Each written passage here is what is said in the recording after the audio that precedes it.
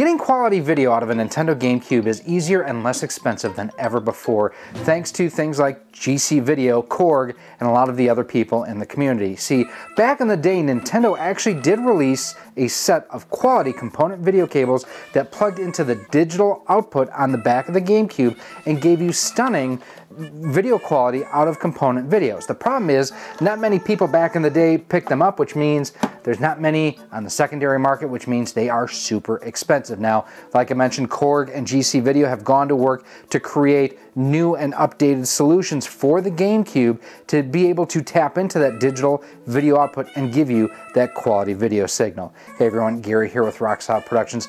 Thanks for stopping by and checking out what we have here today. I really hope that you find it interesting and enjoy it. Now, Insurrection Industries was one of the first to come up with a set of component video cables that really did a good job of recreating what Nintendo came up with their component video cables. The problem is, the cost of goods sold versus what they could sell it for, there wasn't a lot of money to be made there. The cost of components kept going up and up, and Insurrection Industries, they really don't sell theirs much anymore either. If you find them, those are actually getting up there in price too, just like the Nintendo units.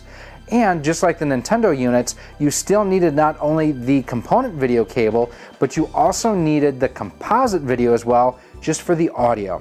Now, our friends over at Retrobit just sent us this here. These are the Retro Prism component video cables, and it is designed to once again take advantage of that digital video out on the back of your Nintendo GameCube, but it also does audio. So we're gonna go ahead, unbox these, and we're gonna do some game testing, see how it looks. Let's get started. So checking out the Retro Prism component cables on the bench. Now, one of the most important things on there, this is only compatible with the GameCube model DOL-001. It has to have that digital video output on it. If it doesn't have it, this won't do you any good whatsoever. Again, compatible with the GameCube, and on the side here you can see just some basic branding. 6-foot long cable length, full audio support, progressive scan ready, which is awesome. Taking a look on the back here. Get the most out of your GameCube with the Retro Prism component cable. Get clean graphics and clear sounds without having to connect any additional cables. One connection will provide audio and video, which is awesome. Compatible with Nintendo GameCube model DOL-001 with digital AV out, functions with displays that have component inputs, YPB, PR, left and right audio, supports 480i, 480p, 576i, 576p resolutions on compatible NTSC and PAL, so this is PAL compatible consoles, and it is a 6-foot fully shielded cable. Now, one of the cool things here, this device is powered by GC Video DVI, designed by Ingo Korb, used with permission under open source copyright, and there's the information on that. Love seeing that. Credit to the original person who put this out. Great job. So grabbing our new handy dandy X-Acto knife that I had to buy once Tom from Do You Nerds stole ours. Thanks, Tom. I mean, you gave it back and everything, but still you stole it. So taking a look here, the instructions: plug into the digital AV port, power on your console, press B to enter progressive scan mode. Some games ask without holding B, so good to note there. And taking a look at the cables themselves. Again, thanks to Retrobit for sending us these. I really do appreciate it, and all the support that they have given us here at the channel. Sorry, I busted the bejesus out of my thumbnail earlier today and it hurts, so I know. Quit your whining. So, taking a look at the cable. So, it does have both your audio and your video. So that is, unlike Nintendo's, which only had your video side, and even the Insurrection Industries was only your video side. You had to have the analog output for the audio. This does it all. Nice insulation on this cable. It's actually really, really nice. Nice heavy-duty connection here, too, to go into the system. And we do have our Spice Orange system sitting off to the side here. Now, one of the things I do want to check is just how firm this is to connect in. Oh, that's nice. That's really nice. Now, I remember the first, device that I used that plugged into that digital was actually the Eon Gaming GC HD, the original. And you had to just jam that sucker in there. This is a beautiful fit. Yeah, good positive click. Now, one thing I want to do here, too, I do happen to have the Insurrection cables to compare side by side. Now, you know, I don't have my caliper here, but the insulation looks pretty similar as far as on the cables themselves. Look like the cabling coming out maybe slightly thicker.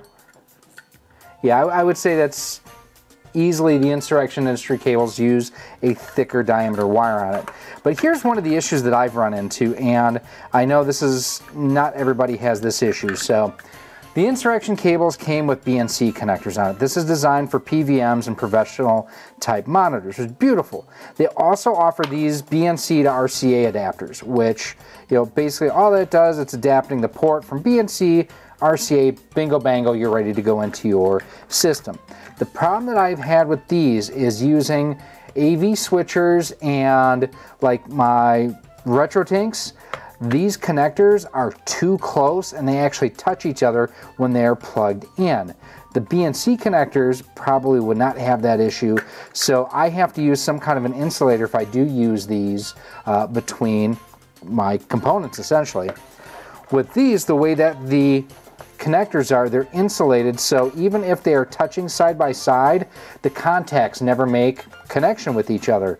So I don't know that I will have the same issues with something like this as I've had with the Insurrection Industries cables. Now I will say the Insurrection cables are wonderful, and I don't think that the folks at Retrobit would deny that these are good quality cables as well. The thing is, these are out of production right now. These aren't. The other issue is the fact that Insurrection still, again, needed that separate analog output for audio. This does it all in one. So what we're going to do now, we're going to connect this up to our RetroTink 5X, and we're going to see what the video quality looks like, because I am really curious. All right, so we're doing things a little bit differently here, so it might look and sound a little bit off from normal. I'm basically capturing everything through my Shadowcast, and we're recording through OBS Studio right now versus recording on the camera. The reason why I'm doing this is my normal capture card, my Hauppauge PVR60 Pro, anytime resolution changes, it stops recording. The Shadowcast does not do that for me, plus it'll be a little bit easier to do the edits as I'm checking on everything over there. I might actually look a little staccato, but we'll check and see how it looks. So this is 240p, if you can believe it or not. And the reason why I wanted to do this is I wanted to show basically what component video would look, no upscaling whatsoever. So let's go now into the RetroTink. We're going to change output resolution, and there you can see 240p. Let's look at, and I don't know that my TV will show 540p, so I'm not going to show that, but we're going to do 480p, 576. As you can see, everything has kind of gone off for a second, or at least on my TV it went off. So that's what 480p looks like. We'll exit out of there so you can see with the screen. Pretty sharp, not too shabby at all. So let's go back in here, output resolution, and we will go to 720p. And this is what 720p looks like on the system. Oh, one thing, let's go ahead and show you real quick too. The H sampling I have a generic 4x3 set on here since there is no dedicated GameCube profile. Mike Chi, get on that. But, okay.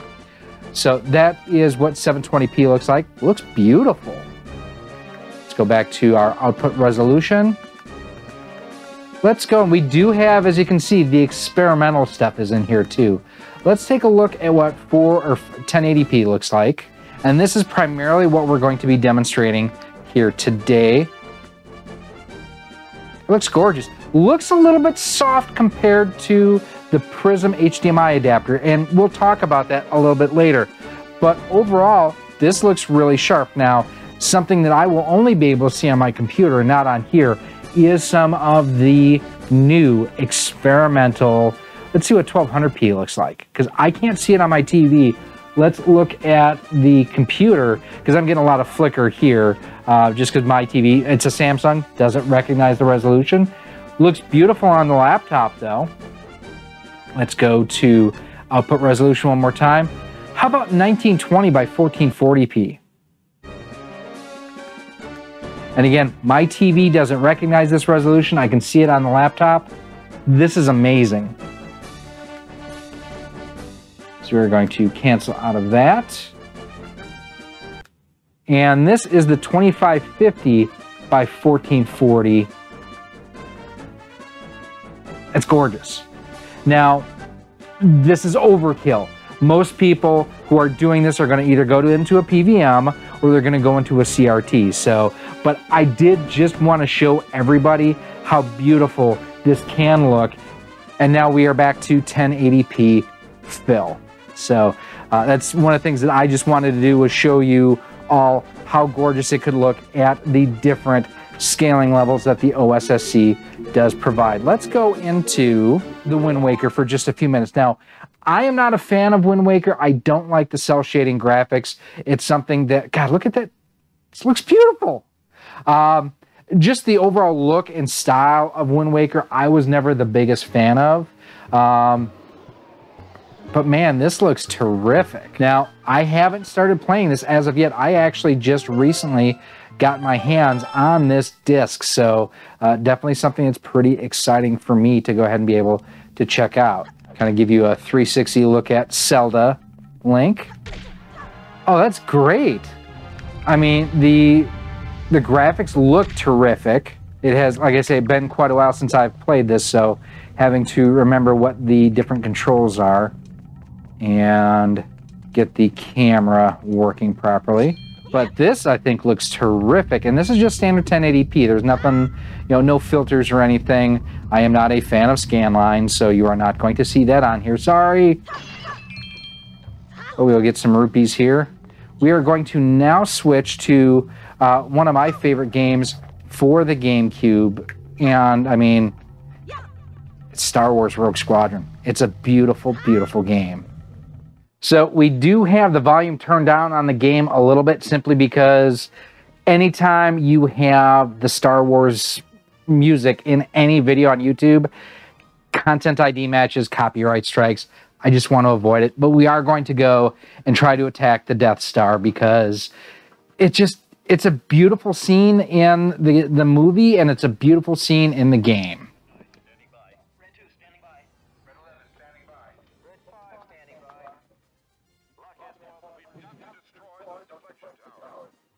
Now, one thing I will say, too, in this scene here with the cutscenes and whatnot, normally with the Prism, the Prism HDMI adapter, should I say, you actually get it where it is changing resolutions throughout. This has stayed the same resolution, and I wonder if that's because it's being handled by the RetroTink 5X, if that's, you know, preventing that from changing resolutions or what, but look how beautiful this looks. This, again, just looks amazing. You know what we're going to do here? I'm going to pause the game. I'm going to grab our RetroTink controller, and we are going to output this at 2560 by 1440p, and I'm going to play it through the computer, so you might see some extra lag and delay and whatnot. But at least you can see how beautiful this can truly, truly look, and computers over there. So, need to get rid of the OSD.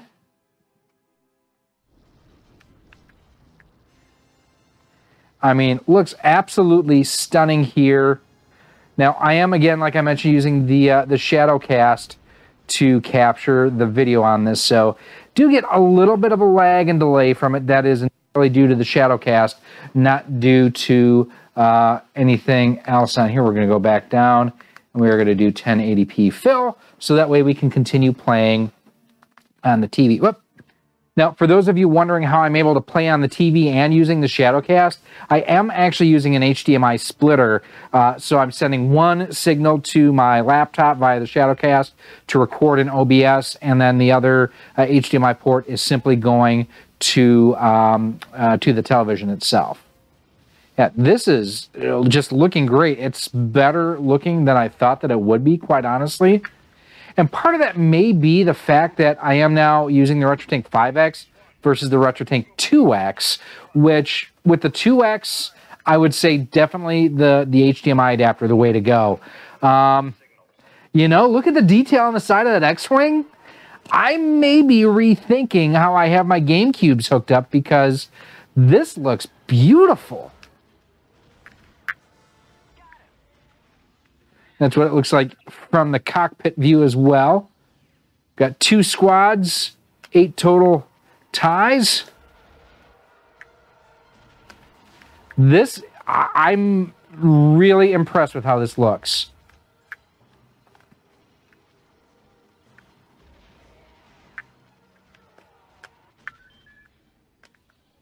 Now, one thing to keep in mind too, as you're watching the gameplay footage, you may not be seeing exactly what I'm seeing here because of multiple reasons. First and foremost, you know, this video gets edited and rendered down, and the maximum that's going to be is 1080p.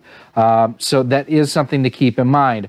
Also, YouTube compresses the daylights out of footage like this. So it may not look quite as good as you would expect, or what I'm seeing. Where's our lost little TIE fighter? There's 2 of them right there.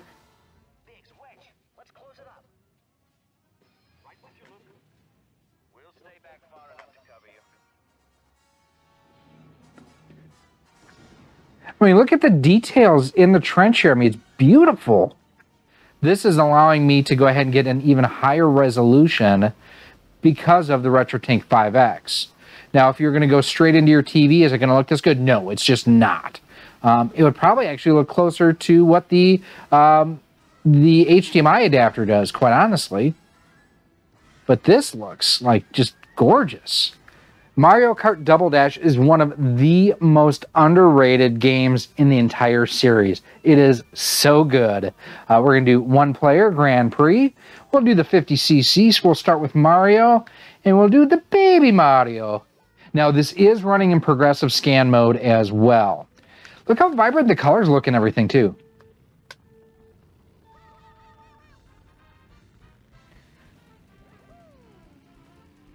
We screwed that one up a little bit, didn't we?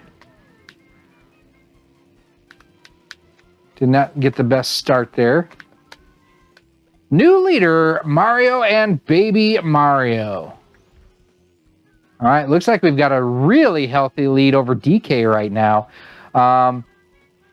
It also looks like J.J. Abrams may have gotten in the director's chair with the lens flare that we were just experiencing.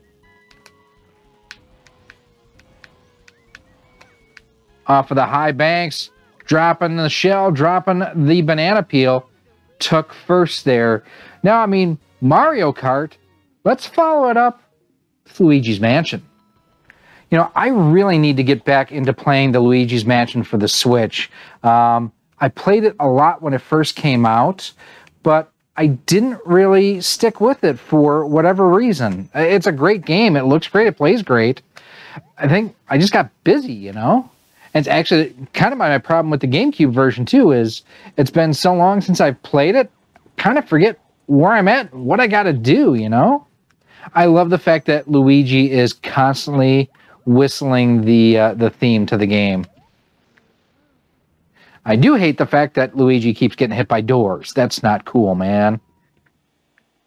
This is a series that I really wish Nintendo doesn't give up on.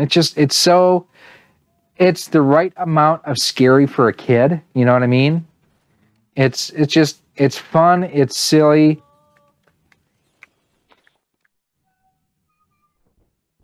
Look at the detail in his hand and glove there. I mean, that's always one of the spots in this game that really, for me, is kind of a telltale of how good something looks on it.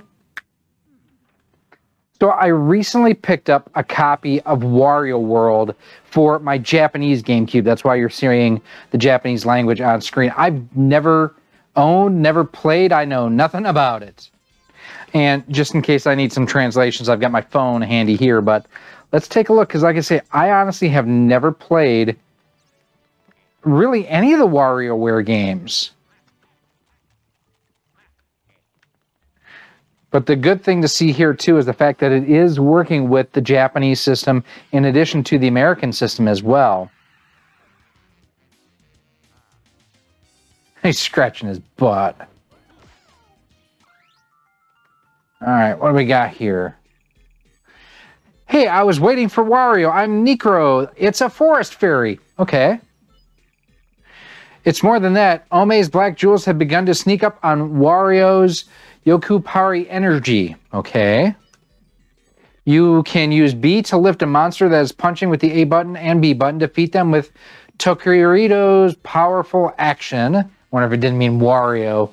The sound is great too. I mean, that's the one thing too, is the fact that it's getting both the audio and the visual from a digital source. So if anything, it's probably a little bit cleaner and crisper than, you know, what you would normally have through like even the regular Nintendo OEM cables.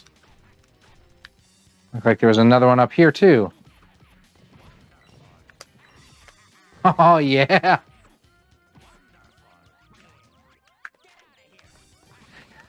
This is terrific. I've never played this before. This is terrific. I am really digging this. Whoa. Somebody set us up the bomb. Wrong game, sorry. But yeah, okay, so it's working terrifically with... I'm going to have to move on to something else, otherwise I'm going to just keep playing because this is great.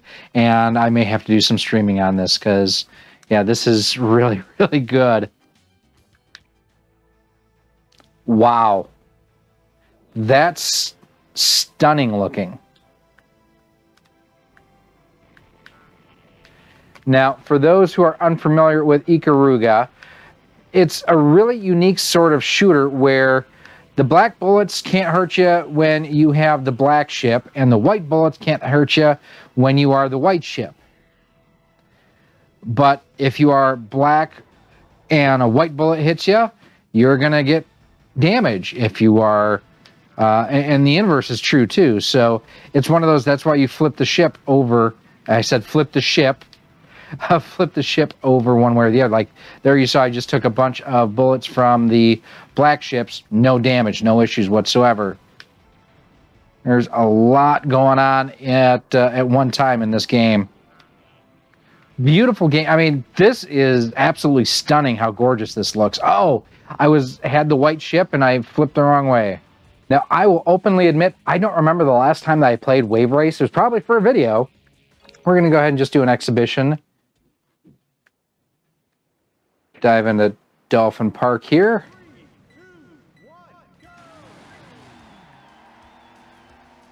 I think I got the boost, but I'm not quite sure. Now, you know what I forgot? Oh, I missed that one. There is a way you can turn on rock solid mode for the commentator. Basically, we found out, or not that we found out, but Jay over at Square Pegs. It's Square Pegs, Gary. I am Jay. The channel is Square Pegs. It's not that hard to remember, dude. Come on.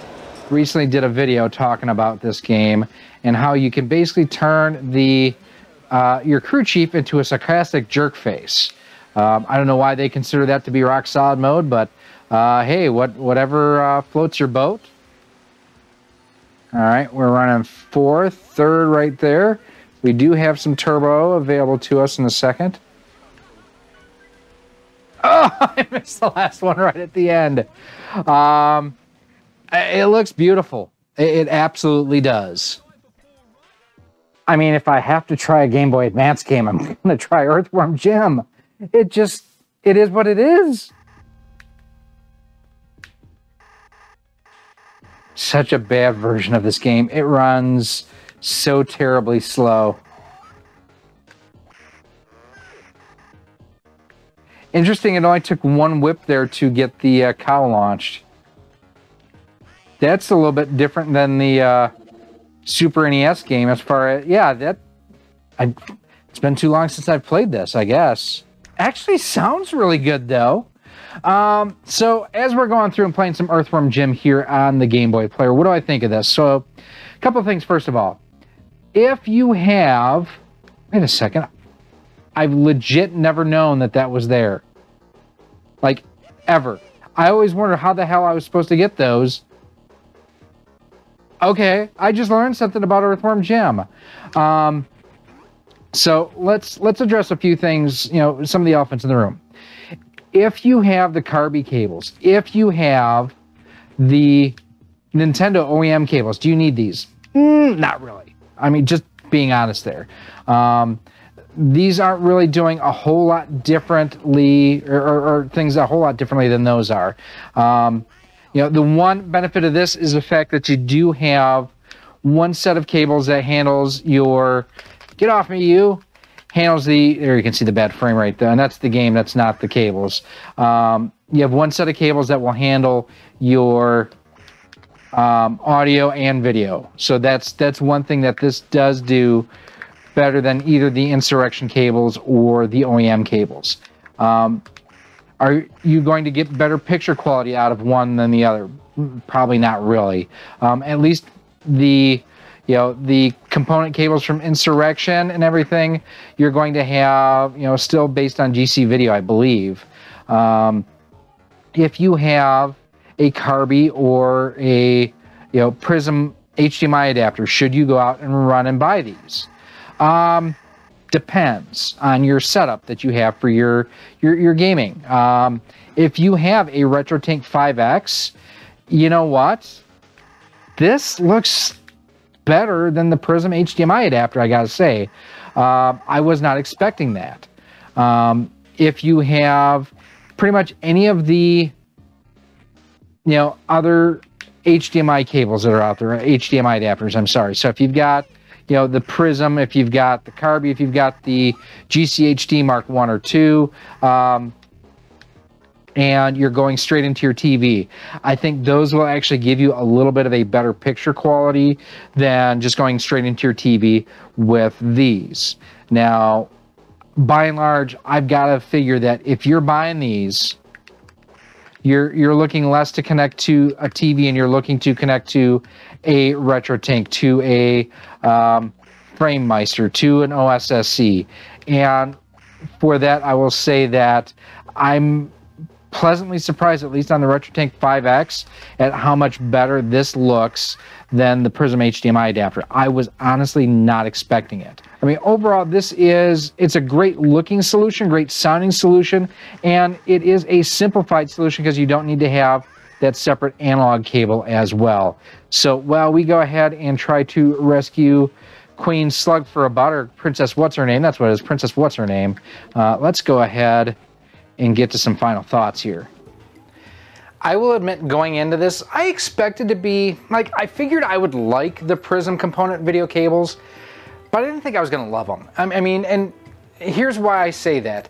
I've used some sort of GC video HDMI adapter for 3+ years now here, and I love the simplicity of it. I love the way it looks. I love the way it works.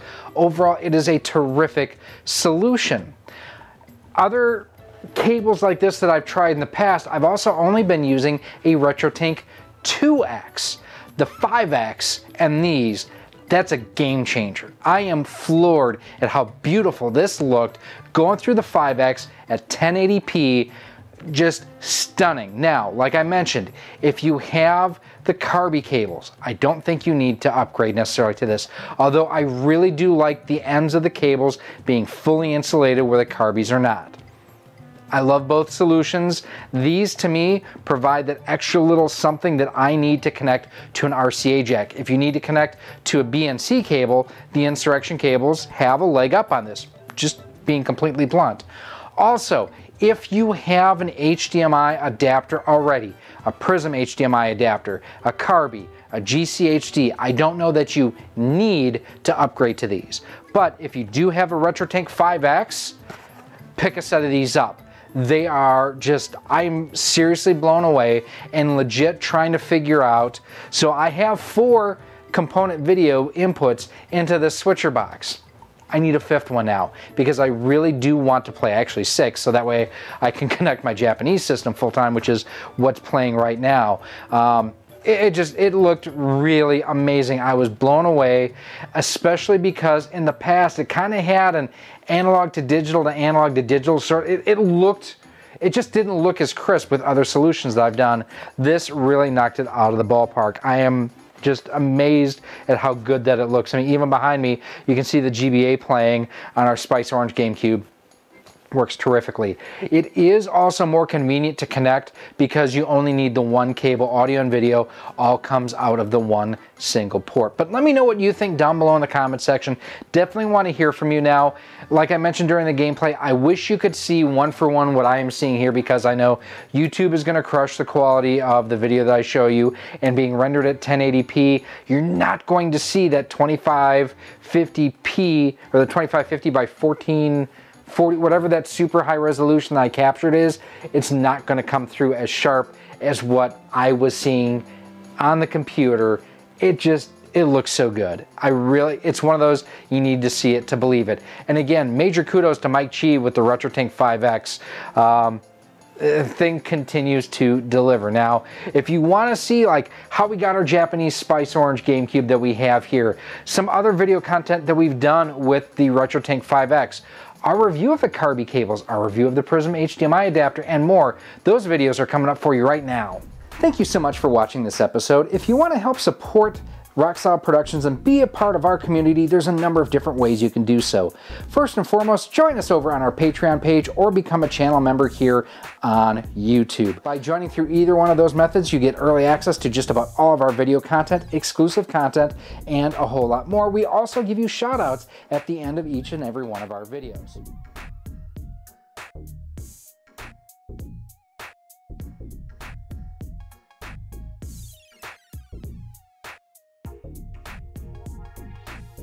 You can also pick up some awesome Rock Solid Productions swag. We've got t-shirts, sweatshirts, hoodies, and more available through our Teespring store on screen right now too. You can also pick up some of our awesome 3D printed cartridge stands, amiibo holders, Nintendo DS holders, and more by visiting our 3D printer store on screen right now as well. Links for everything will be down below in a pinned comment. If you want to stay up to date with everything we have going on here at Rock Solid Productions, make sure that you're following us on the different social media networks. We're on Facebook at facebook.com/RockSolidProductions, Instagram at instagram.com/RockSolidProductionsGK, and Twitter at RockSolidStudios. If you're looking to pick this and other retro and modern gaming accessories up, make sure that you head on over to CastlemaniaGames.com. He has a feature over there called Castle Cash, where the more you spend, the more you earn towards future purchases, and Castle Cash is just like cash. He also offers convenient payment plans for more expensive items over $50. Finally, make sure that you use promo code ROCKSOLID10 when you're shopping at CastlemaniaGames.com, as it can save you up to 10% on most items on the website. Again, thank you for watching this episode, and I cannot wait to see you again soon.